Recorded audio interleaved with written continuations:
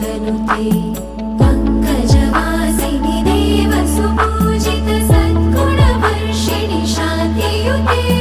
जय जय हे मधुसूदन कामिनि आदिलक्ष्मि जय पालय माम्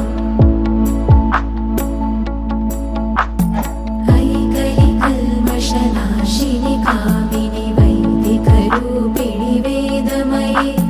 क्षीरसमुद्भव मङ्गलरूपिणि